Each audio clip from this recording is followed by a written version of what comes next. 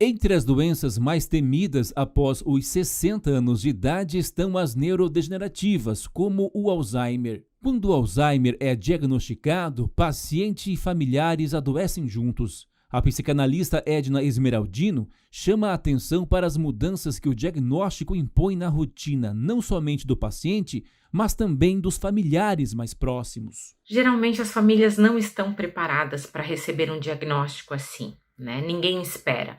Mas hoje nós temos alguns terapeutas já especializados em dar esse suporte para a família, médicos, né, que vão orientar a família na melhor forma de conduzir e se adaptar a essa nova realidade, que é assustadora para o paciente e para os familiares. Existem muitas situações adversas que podem acometer um paciente de Alzheimer, como ele fugir de casa por estar desorientado, mentir, ter a sua libido aflorada. E o cuidador desse paciente tem que estar preparado para todas essas situações, sem esquecer de cuidar de si, como salienta a doutora Edna Esmeraldino, que atende de modo presencial e online em todo o Brasil.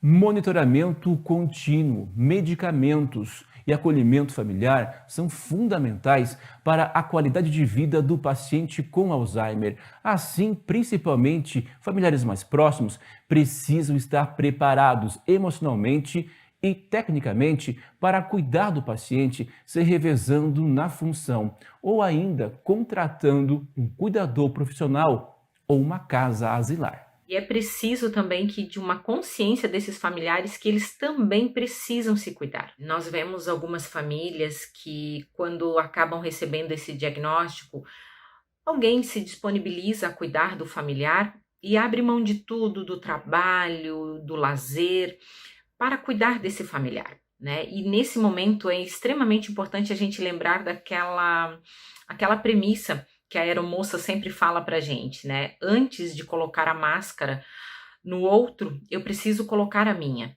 né? Então eu preciso estar bem para que depois eu consiga cuidar de outra pessoa. Quando se trata de um único filho ou que a família não tem condições de arcar com os custos de um cuidador profissional, pode acionar o Ministério Público para que possam encontrar um local adequado para a internação. É importante que as pessoas saibam que o Ministério Público pode ser acionado nessas situações, quando é um filho único que não tem condições de cuidar. Por exemplo, se é uma mulher, digamos, que tem um filho pequeno, é só ela e o filho pequeno, ela trabalha fora, não tem como, é impossível que ela cuide desse familiar e também não tenha condições financeiras, talvez. Ela pode acionar o Ministério Público, é um direito garantido por lei, vai ser designado um asilo, uma casa adequada para que esse familiar venha morar. A psicanalista explica que é necessário desmistificar a aversão que muitas pessoas têm com as casas asilares, desde que seja escolhido um lugar com estrutura, com bons profissionais e que ofereça acolhimento humanizado, já que os profissionais de saúde têm enfatizado que os familiares cuidem primeiro de si, fortalecendo o emocional, para então dar uma atenção plena ao doente. Hoje em dia, colocar um familiar num asilo, numa casa específica, não é abandoná-lo. Muito pelo contrário, é dar a ele um atendimento e um tratamento adequado. Lá tem enfermagem, tem médicos que vão estar o tempo todo dando um atendimento adequado, que em casa muitas vezes a gente não consegue, né?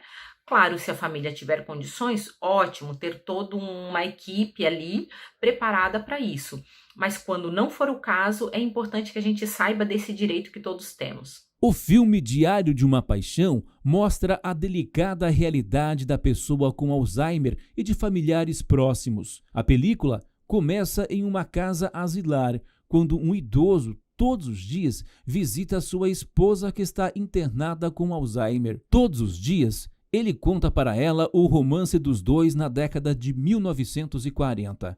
Ao ouvir os relatos, a idosa tem lapsos de memória e revive bons momentos da sua vida. Em outros, ela nem o conhece, fica nervosa e precisa de cuidados. Porém, é preciso estar atento à memória recente dos idosos e não às memórias do passado. A gente costuma achar que quando o idoso começa a esquecer as coisas, já é sinal de Alzheimer, mas não necessariamente. E ela pode confundir um pouco, esse esquecimento pode confundir um pouco, porque o portador de Alzheimer, ele começa a esquecer a memória recente. Então, o familiar muitas vezes não percebe isso, porque o pai esqueceu onde deixou a chave, mas ele começou a lembrar de histórias dele da infância, de muitos anos atrás, que talvez ninguém mais da família lembrava.